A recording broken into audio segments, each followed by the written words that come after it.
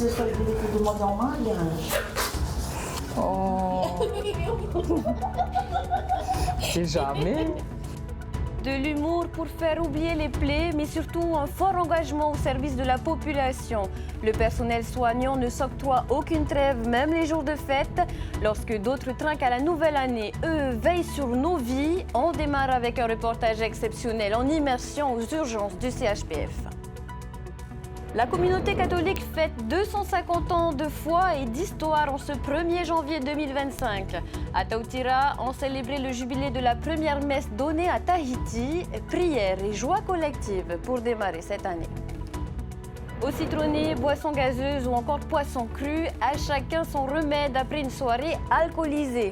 Pour vous aider à vous remettre du réveillon de la Saint-Sylvestre, nous avons recueilli les conseils d'une experte en nutrition.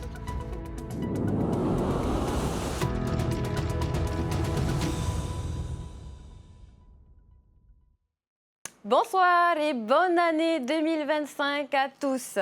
On entame ce premier journal avec un hommage à ces gardiens de la vie qui veillent de jour comme de nuit, sans trêve, même durant les fêtes, le personnel soignant. Entre détresse médicale et sociale, leur quotidien est dédié aux autres. Nicolas Pérez vous plonge en immersion au cœur des urgences du CHPF pour le réveillon de la Saint-Sylvestre. Attention, certaines séquences peuvent heurter la sensibilité des plus jeunes. Alors que la nuit vient de tomber sur le service des urgences du CHPF, le personnel soignant s'est octroyé comme seule fantaisie quelques paillettes dans les cheveux pour marquer cette nuit de la Saint-Sylvestre. Un artifice qui, l'espace d'un instant, permettra d'adoucir l'anxiété d'une soirée traditionnellement agitée. Pour le moment, seuls quelques box sont occupés. Stéphanie, médecin urgentiste depuis près de 10 ans, entame son service avec une auscultation pédiatrique. Normalement, jusqu'à 1 mois, voire 1 mois et demi, quand les bébés font de la fièvre, on vous garde hospitalisé. Ah ouais, c'était combien de temps? 1 nuit au moins. Partie pour 12 heures de garde, elle et ses collègues mettront tout en œuvre pour rassurer enfants et parents. Des petites attentions et du réconfort pour ces petits patients soignés comme s'ils faisaient partie de leur propre famille. En fait, je suis maman, donc on projette, je pense, surtout en ce soir de 31 où nous on est là. Les enfants, encore plus que les adultes, ont besoin d'une atmosphère un peu plus calme, plus zen, pour qu'on puisse les soigner, parce que quand ça ne veut pas, ça ne veut pas. Une empathie mutuelle que cet enfant du Fénois tisse quotidiennement avec ses patients. Et les patients polynésiens, on a l'impression qu'ils sont fiers pour nous. Et le contact est plus facile parce qu'on a une façon de parler, on est à la maison, donc c'est plus facile. On se tutoie, on a nos expressions. Des fois, il suffit de lever les sourcils et on se comprend. Des moments de complicité qui laisseront rapidement la place à la dure réalité de ce service.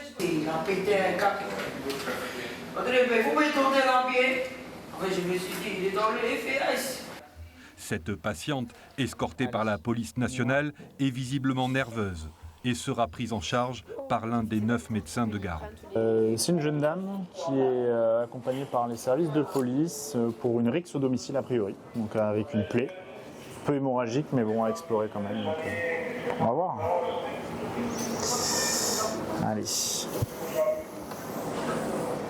Durant plus d'une demi-heure, il usera de psychologie et de doigté pour soulager cette jeune femme. Ouais. Bouge pas. Bouge pas. Faut que je regarde. Ouais, je sais, je vois, mets pas ton doigt dedans. Hop.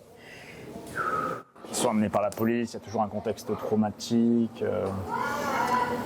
Le but, c'est pas de mettre de l'eau dans le gaz, ils sont quand même souvent à chaud aussi, donc il faut faire le travail tranquillement, quoi. Suturée, elle repartira sans encombre, entourée de ses gardiens. Très rapidement, le premier accident de la route se présente. Malgré quelques commotions, cette patiente garde le sourire, encouragée par un personnel tout aussi complice. Il y a même plus de discussion. T'imagines si ce solde était demandé en mariage? Oh. C'est jamais. Elle se dit néanmoins chanceuse. Heureusement que je suis toujours vivante, c'est l'essentiel. La première fois que je tombe mon scooter, et c'est la première fois que j'ai un accident. 22h36, le calme revient. Bertrand, chef du service du SAMU, en profite pour inviter ses collègues à partager sur le pouce un repas improvisé. On a eu un petit début d'activité avec quelques personnes alcoolisées de début de soirée. Là, on profite d'un petit créneau. Il y a déjà une équipe de préhospitalier qui est sortie et on sent que c'est en train de s'accélérer. Donc chacun vient prendre un petit peu des forces là, avant le reste de la nuit. Sans relâcher leurs efforts, ces soignants composent avec des patients alcoolisés, voire agressifs. On va t'en appeler. Quelle plaie? Toi, tu veux m'appeler ici? Arrête de lui manquer de respect, s'il te plaît. Il est respectueux avec toi, sois respectueux, d'accord? Ne nécessitant aucun soin particulier, il finira en cellule de dégrisement. Guidés par la passion du métier, ces anges gardiens, usés par le rythme des soins, restent lucides et conscients des sacrifices. Je ne pense pas qu'on puisse durer vraiment à ce rythme en plus, à cette intensité jusqu'à la retraite. Ou alors il faut être vraiment très fort. La vie de famille aussi en fait. Oui. Un coup de blues apaisé par des étreintes de ses collègues pour se souhaiter la bonne année.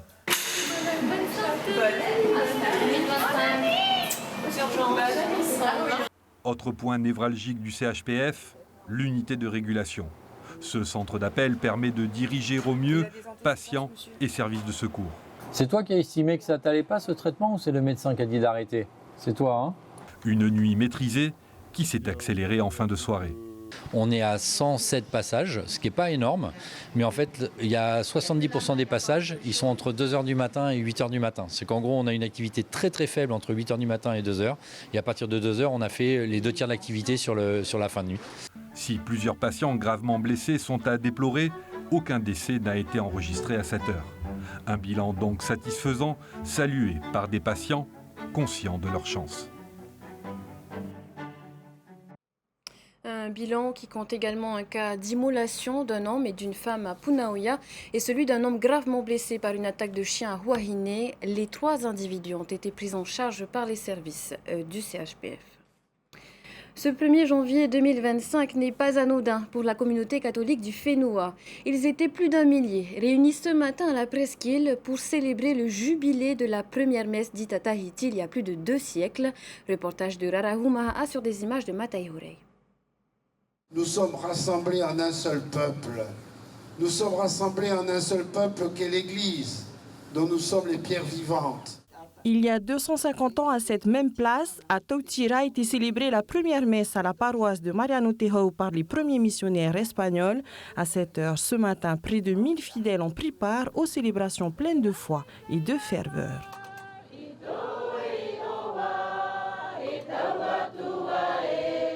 Les organisateurs ne pensaient pas qu'il y aurait autant de monde parce que les bus sont en arrêt, les chauffeurs sont en arrêt, en fait, on n'a pas les moyens de transport. Alors, avec la foi et le covoiturage et certains bus que nous avons pu avoir, telle ou telle paroisse, et le monde est venu et tous les chaises sont remplies. Amen. Après la procession, s'en est suivi en après-midi des prestations de chant pour retracer l'arrivée historique de ces missionnaires et redécouvrir ainsi cet héritage chrétien, une joie pour les paroissiens. Les paroissiens se déplacent pour ce genre d'événement-là, mais s'attendre à avoir autant de monde, surtout le 1er janvier, le jour de l'an, jour de fête. Et pour nous, les paroissiens de Tautira, nous sommes vraiment honorés et heureux d'accueillir tout ce monde aujourd'hui. C'est une grande grâce, une grande bénédiction. En plus, nous avons le beau temps avec nous aujourd'hui. Au-delà de la dimension religieuse, cet événement a permis de fédérer et de partager la joie de se retrouver en ce 1er janvier. Demain, une exposition à Mariano Tejau sera suivie d'une conférence. Cette célébration prendra fin le 2 février prochain. Et si certains étaient en pleine forme ce matin, ce n'est pas le cas de tous. Avis aux fêtards, certains remèdes sont plus efficaces que d'autres pour se remettre d'une soirée bien arrosée. Retrouvez certaines de vos suggestions et les conseils d'une experte en nutrition dans ce reportage d'Endieb. L'alcool, lorsqu'il est consommé en excès, entraîne plusieurs effets sur le corps. Ce diurétique fait augmenter la production d'urine, entraînant ainsi une déshydratation, en plus de perturber le métabolisme du corps. Les symptômes incluent les maux de tête, les nausées et la fatigue. Et chaque personne a son remède miracle contre la gueule de bois. Souvent, ce que je fais après une soirée, c'est de boire beaucoup d'eau. Et le matin, en fait, tu te lèves, tu es beaucoup plus lucide que si tu ne fais pas ça. Après, bon, le lendemain, j'essaie quand même de prendre un petit déjeuner, on va dire, assez acide, hein, genre poisson cru et voilà, tout ce qui va avec. Ça apaise le malaise et en plus, ça permet aussi de repartir en forme pour la nouvelle journée. Hein. Pour le premier de l'an, alors? Pour le premier de l'an, ça c'est autre chose. Hein. Je ne sais même pas si je vais avaler une goutte, mais ouais, peut-être sans doute, hein, ça sera peut-être ça le secret, on va dire. Hein. Poisson cru, bien citronné avec de la mayonnaise. Ça c'était 10 ans en arrière.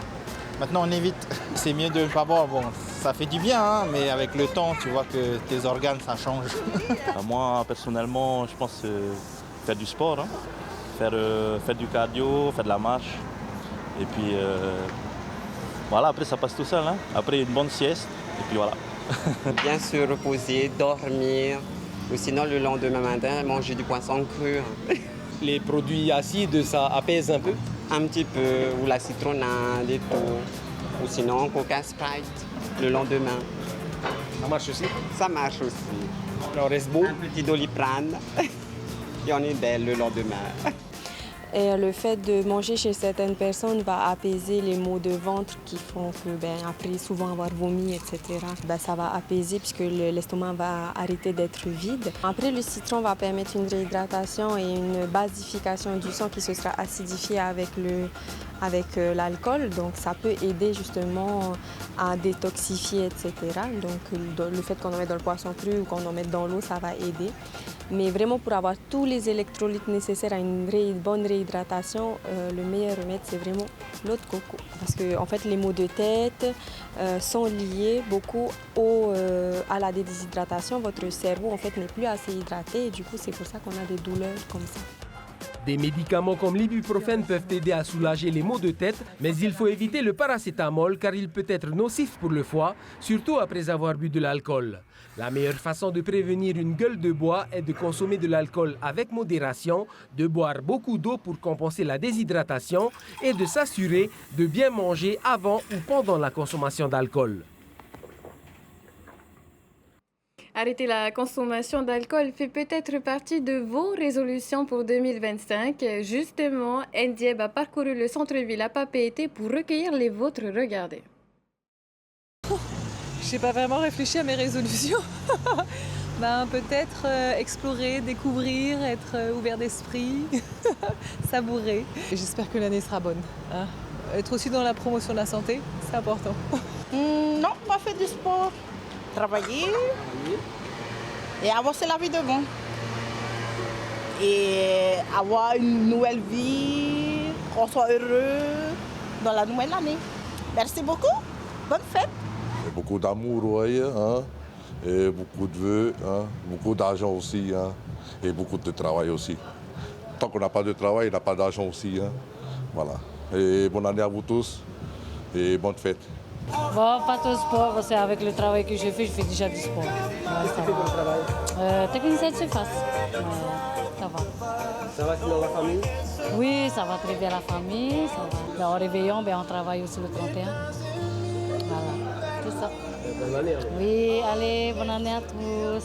Voilà, bienvenue. La santé tout d'abord et la joie de vivre. Et beaucoup d'argent surtout. Ça va, là je viens de terminer le travail et je me sens bien. Message envoyé à la famille? Prenez soin de vous, faites attention sur les routes en ce moment, c'est très dangereux. Prenez soin de vous et bonne fin d'année. Merci. La bonne santé avant tout, parce qu'on peut avoir tout ce qu'on veut, l'argent, tout. Mais si on n'a pas la santé, on ne va pas aller loin. Hein. Voilà, et puis bonne année à tout le monde. Que 2025 soit bénéfique pour tout le monde, que ce soit les petits, les grands, et puis qu'il y a plus d'amour encore entre nous, plus de partage, et que le Haïremei d'avant revienne encore, quoi. Aroro. Et attention sur la route aussi. Hein? Ah oui, surtout ça, attention sur la route, parce qu'on n'est jamais à l'abri de toutes choses, quoi. Allez, Haremaru, Haripapou. On n'a pas encore de résolution pour la nouvelle année. Voyager peut-être? Oui, oui, pour l'année prochaine, oui. On doit partir en Nouvelle-Zélande, rester là-bas. Pourquoi c'est cher la vie ici? Non, c'est ennuyeux.